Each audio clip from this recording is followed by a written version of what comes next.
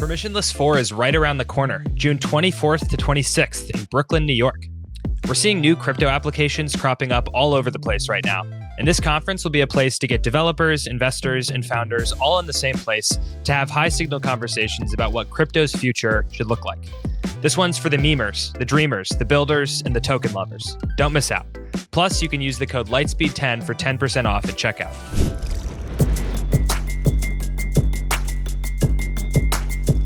Hello and welcome back to another episode of Lightspeed. I'm your host, Jack Kubinek, joined today by Thomas Uhm, the new Chief Commercial Officer at the Jito Foundation, formerly of Jane Street, TradFi giant. Thomas, thank you so much for coming on the show.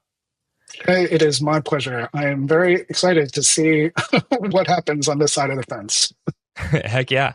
Well, I mean, Thomas, you've been around the crypto world for a bit. You kind of had a leading role in digital assets at Jane Street, to my understanding, which I'll let you explain the story. But it looked to me as I was prepping this episode that your only other media appearance sort of was the Blockworks Empire podcast with Jason a couple of years ago. Now today on Lightspeed. So we're glad to have your first and second crypto and maybe podcasts in general. Yeah, thank you very much. And actually, there's a I can't tell you how many circles this closes for me, or loops that this closes. So yeah, I mean, the first podcast that I ever did was with Yano on Empire. It would have been maybe 3 years ago now.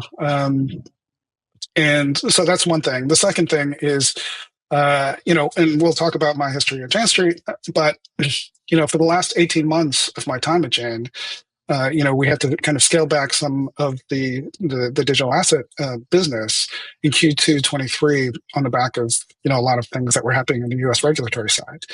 So my last 18 months at Jane was actually in kind of helping us build out our exotic options business, which is a very, very different business to crypto. But when I started to re-engage with the space, I spent a lot of time listening to Lightspeed to try to get an understanding of like all the stuff that I'd missed over the last 18 months. And so, it's a little bit surreal for me to be on this podcast. But the last thing about it, I mean, you guys are great. You're doing a great service for the space and for Solana. But the last thing is you guys are in a weird way directly responsible for me being at Jito. And the reason for that is because, I left Jane at the beginning of this year. And one of the things I did to kind of re-educate myself, figure out what was going on is, I was reading Blockworks. And I came across this the survey that you guys did of Solana founders, where one of the questions was, if you could work for any other project that wasn't yours, who would you want to work for? And the number one answer was Jito. And at the time, I'd never heard of Jito. I had no idea what they did.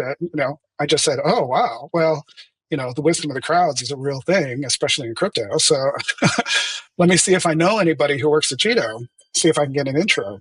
And of course, as you know, like the team is really, really, really small, very, very tight. And so, I looked and, there was nobody that I knew there. So I just kind of forgot about it. And then a couple of weeks later, like one of my oldest friends in the world said, hey, do you know Rebecca Rettig? She's just started at the shop and she's keen to kind of talk to you. And I said, okay, yeah. And I'm dying to meet her. I think the world of her. And she said, oh yeah, I've just started this place called Jito. And I was like, oh, that's so weird, because I've just been thinking like, I wonder if I know anybody there. And so you guys are the ones who kind of brought Jito into my consciousness, and one thing led to another, and now I'm here. So thank you very much. So full circle in many ways. Listen, Jito, where's my hiring bounty? Where's my commission on Thomas, man? Yeah, you're also the one who broke the story on Twitter. So yeah.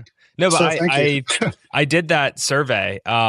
It was just kind of like one of these harebrained ideas that I was like, hey, is it cool if I just like send out this Google form to a bunch of founders? And then it like blew up on Twitter more than I ever expected. It's the most viral tweet I ever had. But I'm glad you found it usable, Thomas. That's a super funny connection, because that was sort of my baby, that founder poll. Yeah. So at Jito, my understanding is that you're sort of helping them get up to speed on like their kind of push into a more institutional focus as a business.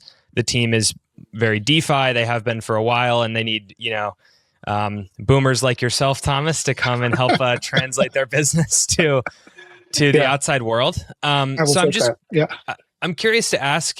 There's a number of business lines that Jito has. They're block machine staking, liquid staking, restaking.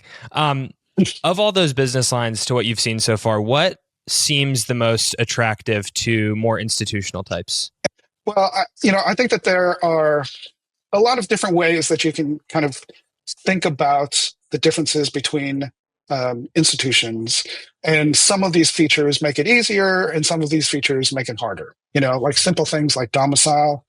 Like if you're a pension fund or a sovereign wealth fund in Dubai, it's easier to explore crypto than it is if you're an investment advisor in the US, for instance. Fiduciary responsibility is another one. Like if you're managing your own money versus you're managing other people's money, you can make different choices when it comes to exploring crypto. How much you use intermediaries or how much activity you can do on-chain versus off-chain.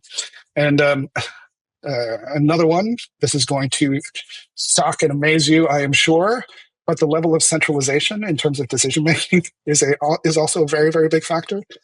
Like if you have a highly centralized decision-making structure, like you have a visionary founder or you have a portfolio manager who has a lot of influence, it is easier to kind of make the decision to go in and force like all of the changes that need to be done organizationally to adopt crypto. Whereas if you're highly decentralized in the sense that, you need to get buy-in or everybody has a veto, whether it's legal or compliance or, on the cybersecurity side, from the portfolio managers, things like that, then it makes it much, much harder to explore crypto. But the way that I'm kind of working on breaking it down at Jito is thinking about and again, these are still very, very broad umbrellas, but it's helpful to think about things in terms of buy side. And buy side is like firms who would eventually be end users or investors, asset managers, long only funds, RIAs, ETFs, people like that. There's also, so that's the buy side.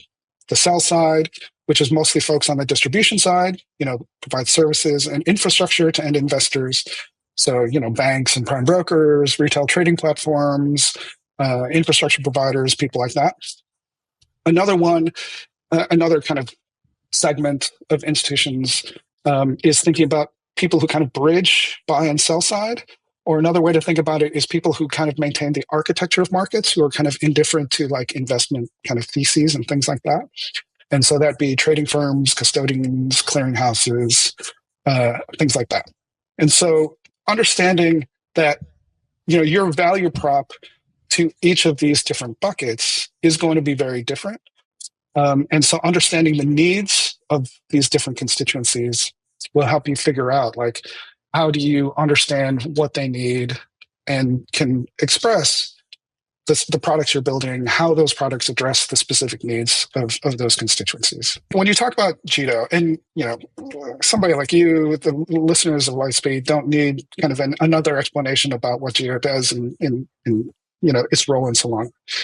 But I do think that if you're an infrastructure provider, which Jito very much is, I think it's very important to lay out or understand, like, what services are you providing and what value does that offer, in the sense of why should you get paid for offering these services? And I think it's very analogous to Jane Street. Jane Street viewed itself very much as an infrastructure provider. And at Jane Street, and I think this is true of market makers, liquidity providers, or trading firms in general, like the services they provide are like, they're providing liquidity, they're doing risk warehousing, they're offering price discovery, they're bridging the natural kind of time gap between buyers and sellers. And the way that manifests itself in markets, because fundamentally their role is to assist in the formation of fair, orderly, and efficient markets, the way that it manifests itself is in like tighter spreads, deeper liquidity, a more balanced user experience. Like, it doesn't matter what time of day that you're trading at or what country you're trading from. You're much more likely today to get a price that is much closer to like the actual fair value at the time that you did the trade than you would at basically any other point in history. And that's because, this layer of infrastructure providers existed. And so from Jito's standpoint, like a lot of the things that they're doing, like I think about in terms of the value proposition to, again, different constituencies of Solana. Like for users, fundamentally what Jito does is it makes the network work more efficiently. Because of the way that it kind of reduces spam, which is a problem in these high throughput, kind of low latency or low cost blockchains. And so by making the network work more efficiently, especially in times of market stress, it means that the user's experience is much more stable. There's also a value proposition for validators in the sense that like there's additional revenue, and the way that kind of the rewards are distributed is much more equitable. And there's also an incentive to identify kind of high quality validators as part of this whole this whole effort. But from the broader Solana ecosystem, and this is where I'm kind of getting into the institutional kind of value, having a more stable network allows you to do much more planning in terms of the things that you can build on top of Solana, whether it's on the application layer or whether it's new services or new products or things like that. And so, one analogy I think in terms of markets is like entry and exit points. Like it's very, very important for institutions when they're thinking about allocations to think about exit points as much as the entry. Because if you are an institution, you're considering an allocation, it's very easy to get in, but it's hard to get out. And so by making the network work more efficiently and by making it much more equitable for the users, the validators, anybody who is using Solana, then it makes the environment much more conducive to something like larger allocations of capital or larger projects that are being built, or, it makes the environment just better for everybody. Because I think we're all on the same page in the sense that if Solana remains the same size 1 or 2 or 3 years from now that it is today, then, it's not ultimately that interesting of a proposition in terms of like building a career. Like the real end state for us is growing the user base kind of tremendously. And so I think that's, the institutional story is part of that. But there are some kind of tricky parts to it that, we need to acknowledge and that we need to sort of build for. Solana's been hot lately, but you can truly never fade Bitcoin. Are you a Solana user who wants to get exposure to Bitcoin? Mint zenBTC to get that Bitcoin exposure with yield and some rewards to boot.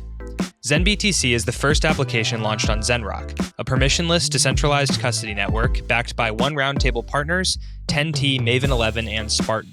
Live on Jupiter, ROC is the native token for transactions within the Zenrock ecosystem and secures Zenrock's decentralized custody network.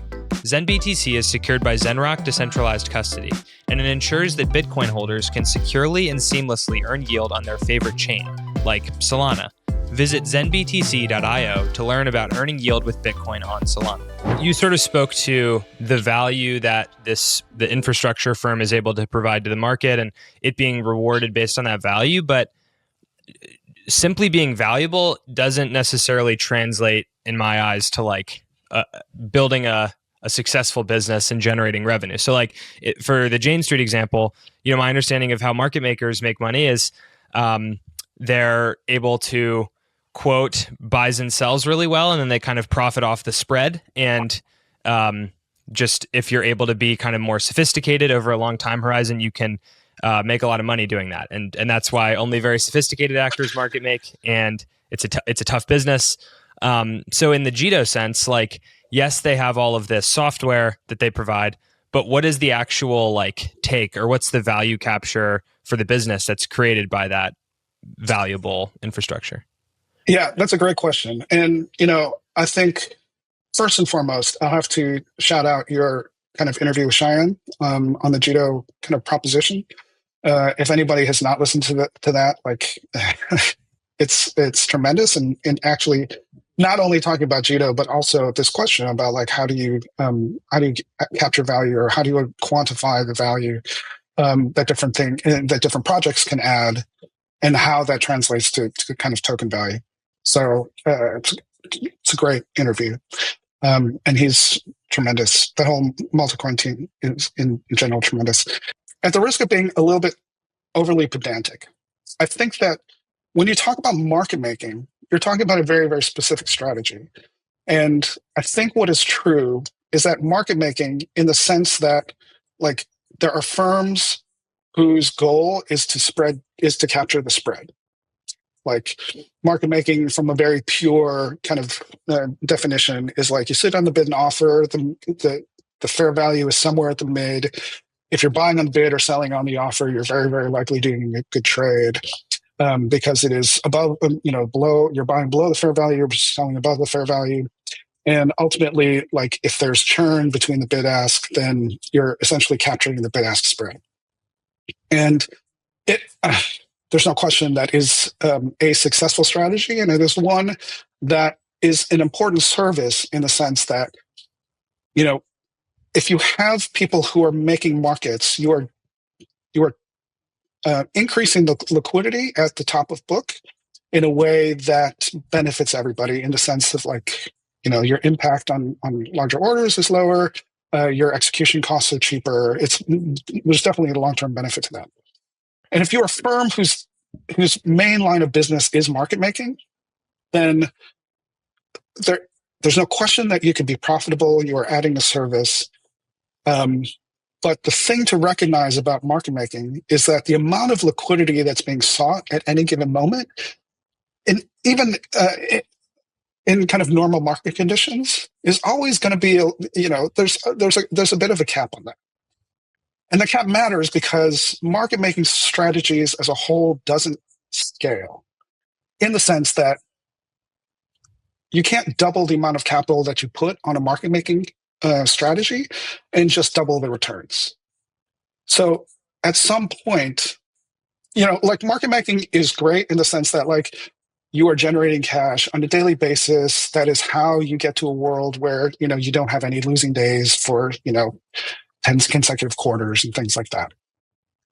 But it doesn't scale, and it also doesn't quite capture the value that can be provided by trading. And so what ends up happening is there's a lot of trading firms, and Jane Street's one of them, where you expand the risk profile of the trades that you are willing to do. And by expanding the risk profile, then you can, if you're doing it kind of intelligently, then you can increase your returns.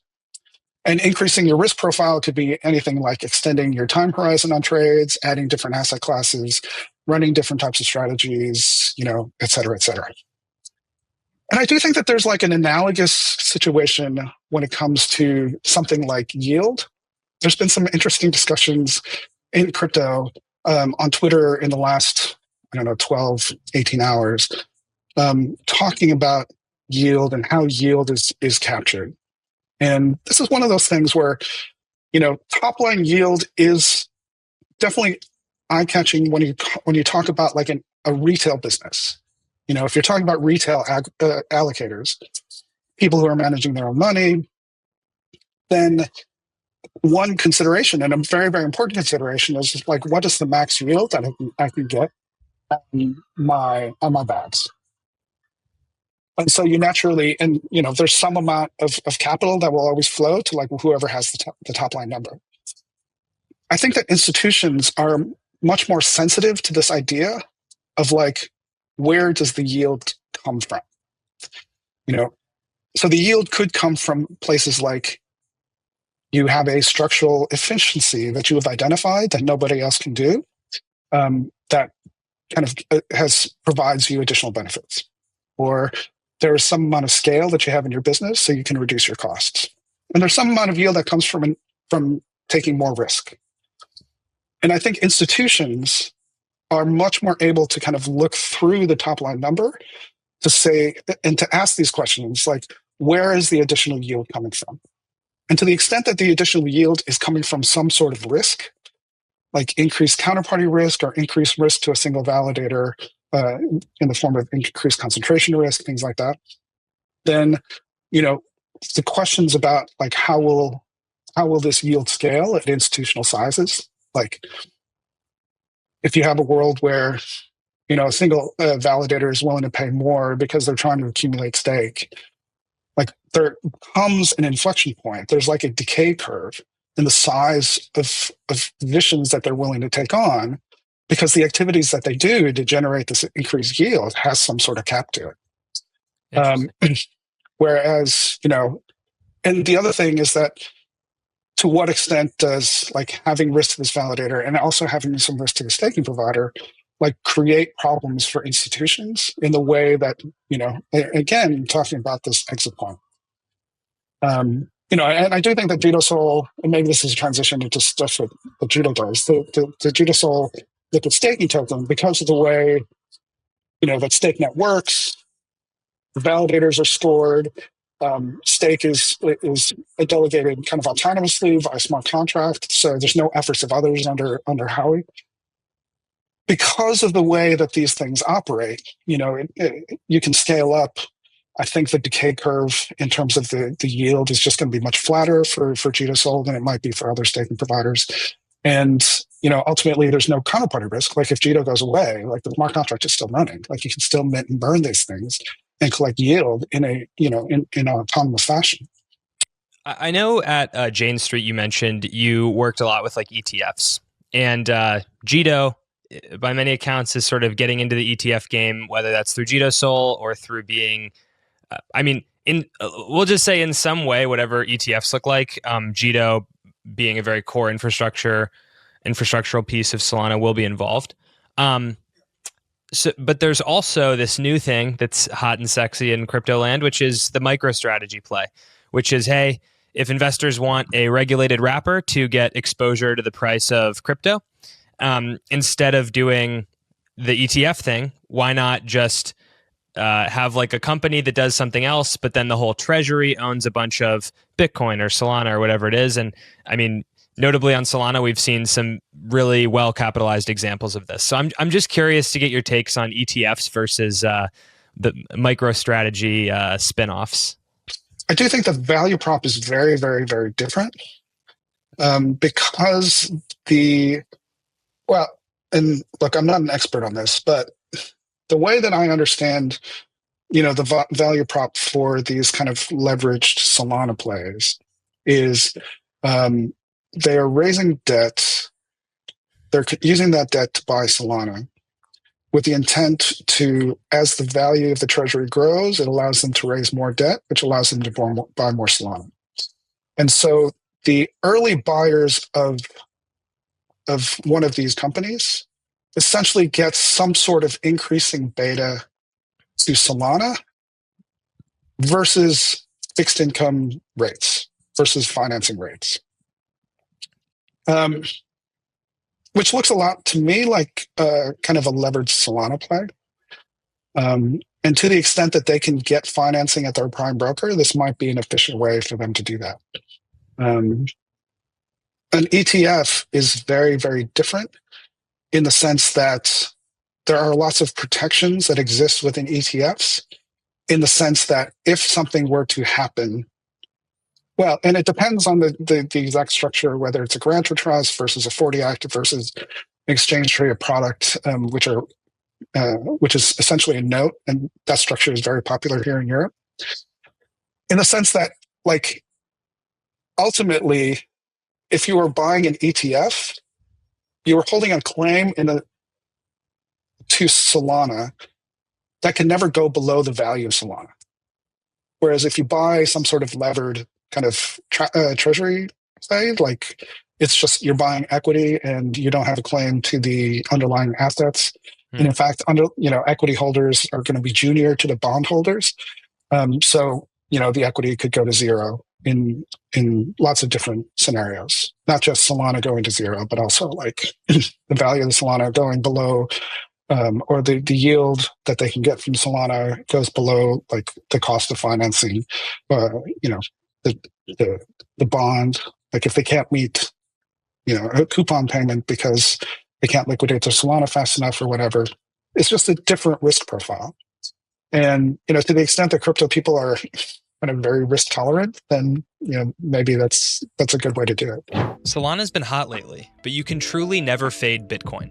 Are you a Solana user who wants to get exposure to Bitcoin? Mint zenBTC to get that Bitcoin exposure with yield and some rewards to boot. zenBTC is the first application launched on Zenrock, a permissionless decentralized custody network backed by One Roundtable partners, 10T, Maven 11, and Spartan. Live on Jupiter, Rock is the native token for transactions within the Zenrock ecosystem and secures Zenrock's decentralized custody network. zenBTC is secured by Zenrock Decentralized Custody, and it ensures that Bitcoin holders can securely and seamlessly earn yield on their favorite chain, like Solana. Visit zenbtc.io to learn about earning yield with Bitcoin on Solana. I want to ask Thomas. We've alluded a bit to institutional interest, and sort of in your new role at Jito, you're speaking a lot with institutions trying to grow Jito's footprint in that world, I guess. When you think of the big allocators, like the asset managers, the pension funds that people want to be buying their coins and so forth, like, what are these folks actually interested in? It's something I think about because I think there's, as I'm sure you know, there can be a lot of smoke and mirrors with institutions where it's like, hey, we have this, we're X big bank and we have this crypto product, but no one actually uses it, and it's just behind closed doors. The crypto foundation is giving us a lot of the token or something. Where are you seeing genuine organic interest from institutions where you say, okay, this is like a real product that provides value to both sides? Ultimately, you want end investors who are looking at like Solana as a play on future, kind of as a way of expressing their opinion in terms of how this space is going to grow.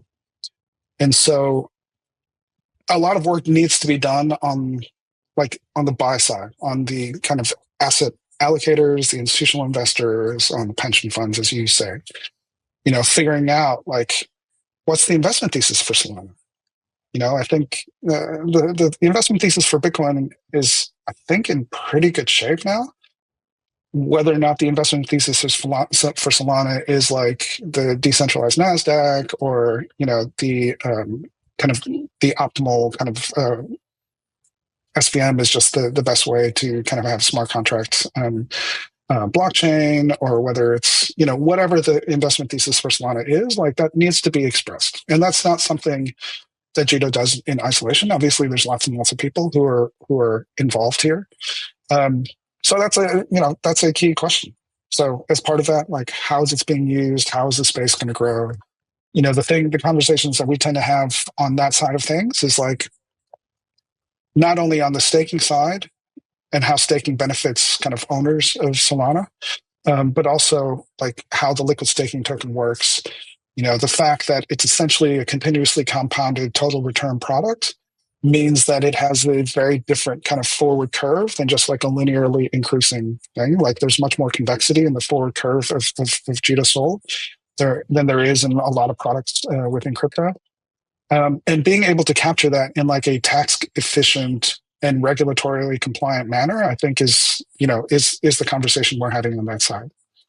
There's certainly lots of people on the sell side, on the distribution side, who are very, very interested in getting Solana products right now. And the conversations that we have with them is like things like yield enhancement, or like the capital efficiency of using a liquid staking token as collateral for their portfolio. Like, I think everybody is very clearly on board with the idea that yield bearing collateral is just a far superior way of posting margin or posting collateral than just using cash. And then we're having conversations about, like, given the high rate of the high yields or the rates that we're seeing in Solana, how do you package these into wrappers and products that that retail and investors want to use, whether it's an ETF or a structured product, QIS, which is a big part of what banks' distribution networks do, using them as margin loans or collars, using Jito Sol is like in continuing to use to receive yield while you're also, releasing some cash from your holdings. Like, that's something that's pretty exciting. And so, and then, between the bridges, it's like, oh, okay, well, there's some actually really, really interesting trading mechanics that are available by using Jito Sol that don't, that end investors are probably indifferent to, because, when you're talking about products that drift like by 2 to 3 basis points a day, if you're an end investor, it doesn't really matter. You're seeing that captured anyway. But for trading firms, like, that's a big deal. Or like how your entitlement increases every day, but rewards are paid out at the end of every epoch. Like, how does that change the way that you price these things? What is the forward curve of Jito Sol versus the forward curve of Solana? And can you do some sort of enhanced basis trade, which includes this like embedded call on future network activity that doesn't exist if you're doing like a vanilla basis trade of long Sol and selling in the future? So there's enough kind of uncertainty in terms of the forward path that I think the trading firms are going to like using this product and create like its own liquidity flywheel. So yes, so those are roughly like the conversations that we're having across all the institutional side. I guess this is a good question I maybe should have asked you earlier, but as you sort of alluded to there, Jito's fortunes are very tied to those of Solana. Like, if there's no Solana, there's no Jito for the time being. So what's your personal Solana thesis? You mentioned you went on this kind of, I'm thinking, what's that movie? Oh shoot, I can't remember, but the one where he like finds this drug that makes his brain like limitless. Oh, Limitless? Yeah. Is it called Limitless? Okay. You went on a Limitless-esque or I mean, this is like Lucy as well. Like this, reading journey of catching up with everything that had happened in crypto. You're like, oh, there's these things called meme coins now. But as you were coming back on the job market, I would think you would be a pretty desirable candidate. You could have gone to ETHland. You could have gone to Bitcoin, MicroStrategy. I don't know. So why did you personally like Solana? What do you find compelling about it? And what's sort of your investment thesis there? Coming from Jane Street, like, Jane Street is not like a fundamental or technical analysis house. So long-term investment theses is not really my state of play. So first and foremost, I should kind of caveat anything that I say with that. And also obviously do your own research. Yes. So first and foremost, so at Jane Street, because we had kind of wide view across everything that was going on the institutional crypto landscape, we were basically product, blockchain, everything agnostic. So I've never done a deep dive into any specific ecosystem until just in the last 4 months. And again, I'm just starting week 4 here, so there's a lot that I need to learn. And what attracted me to Jito, and I hate to say this, is not Solana, it's the people at Jito. And actually, something that surprised me was when the announcement happened of me joining Jito. There's this refrain that this is like great for the Solana ecosystem, and I was like, but I didn't join Solana. I joined Jito without realizing that actually, what you said is very, very on point. But I think fundamentally, when it comes to Solana, like the idea of a high bandwidth or high throughput chain that has very, very low costs, that is responsive enough to the users that there's active kind of upgrades that are being done, not only by the core Solana team, but by lots of people who are kind of building very resistant architecture around Solana, I think makes it a very compelling case for institutions. And so, I have not been that conversant in what is happening in DeFi land. So there is still a lot of stuff that is being built on that side of things that look very retail focused to me and not institutional focused. And so I can't really say too much about like the specific things that are being built, but I do think that the core ethos of Solana is one that is very attractive to me. And some of the stuff that is coming on the horizon, I think is just going to be very effective in this goal of kind of IBRL, like the multiple concurrent leaders and kind of reducing block times and, I think will make it much more resistant. Will make it easier to actually fulfill some of the institutional needs. Because I think that one big problem from an institutional standpoint of blockchains in general is that institutions are used to much more deterministic systems. And the use of, Jito tips, I think, is a very, one way that you can think of like Jito tips and Solana priority fees is like, how much are people willing to pay to make the system more deterministic? And there's lots of good analogs in that in TradFi, actually, So there's a big, oh my God, I'm going to blow this.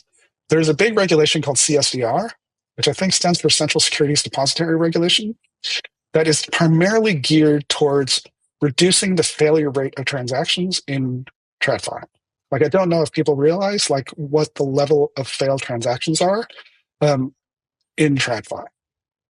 And, when everything is kind of compressed at the prime broker, it doesn't really matter. It's just when you try to move these, like you try to use them to create an ETF or you try to move them into another CSD or something like that, that the failure rate kind of becomes problematic. So TradFi hasn't solved the problem of failed transactions. There are certainly structures like default auctions at clearinghouses where you have to demonstrate that you have long settled stock before you can participate. Things like that. Certainly, we got quotes at Jane Street asking, can you give us a price on a T0 or T1 or T1 settlement? So, making things more deterministic, I think Solana is working very, very actively on that. And I do think that will end up filling a very, very clear institutional need. It's not a very coherent thesis. I'll work on it. I'll get it into an elevator pitch status but by the next time I see it. I think recently in crypto markets, market makers have come into the light a lot.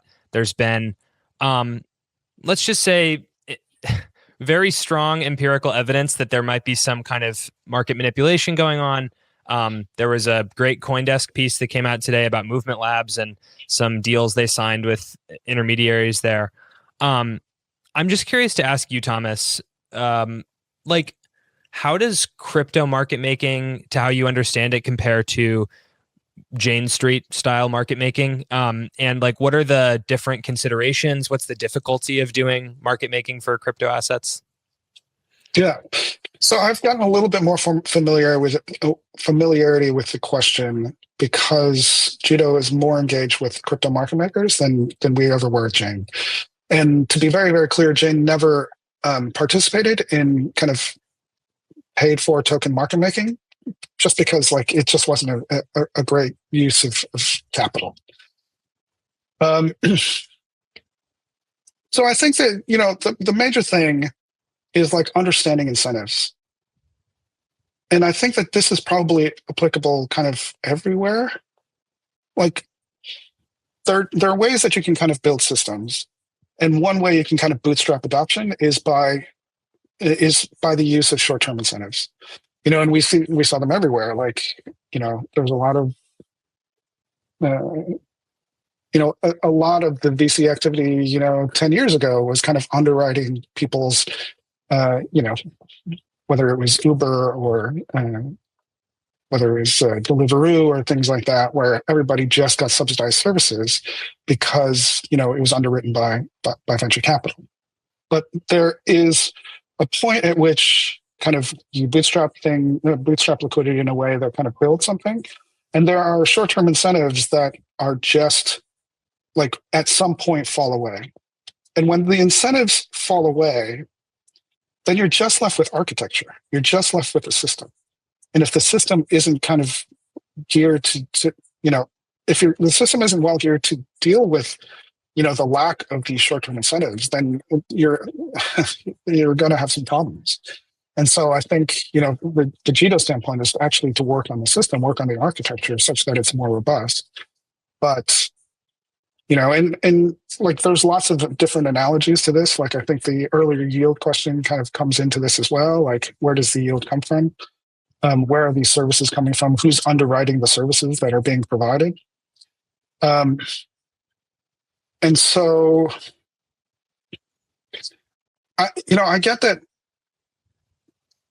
market makers provide a very, very valuable service.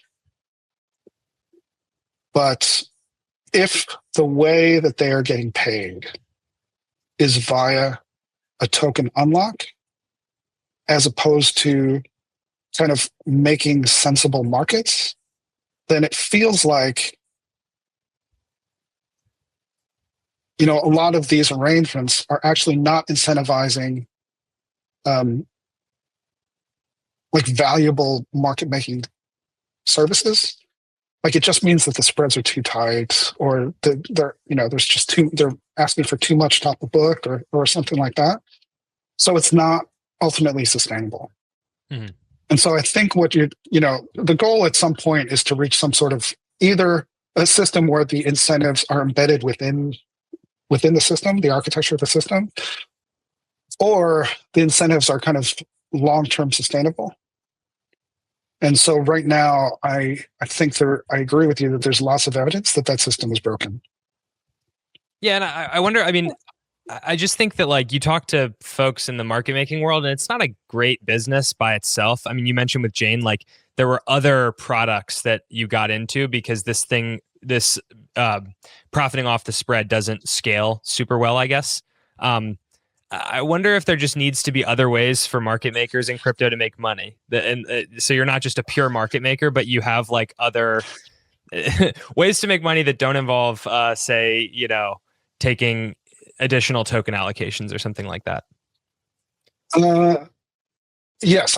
So I think that there are lots of worlds in which there's lots of ways in which crypto kind of subverts underlying assumptions of TradFi in a really, really helpful way. And we're seeing different ways where that's manifesting itself, and that's by adoption within TradFi. And when I think of those types of innovations, it's like, they go from things as common as like the expanded trading hours to things that are a little bit more esoteric, but really, really powerful in terms of like the unlock or the increased flexibility of intraday collateral. Like for banks, it is a massive, massive deal to make intraday collateral moves like much more efficient. And crypto has been largely responsible for that. And there are lots of ways in which TradFi kind of helps, like where crypto is just kind of relearning lessons from TradFi that TradFi learned a long time ago. And I think ultimately, like a beneficial steady state, which exists in a lot of TradFi, is like market makers are economically incentivized to provide liquidity because liquidity is being sought. And so in the absence of liquidity being sought, then by paying market makers, what you're essentially doing is you're underwriting their cost of capital for posting markets in these products. And the cost of capital for market makers can be very, very expensive because, a lot of the market makers that you're talking about don't have like ready access to large amounts of dollars that they can post on exchanges. Mm-hmm. And so to some extent, maybe it's a statement that there's just too many tokens. Like the level of supply. Never. Yes. I should say this, not too many tokens.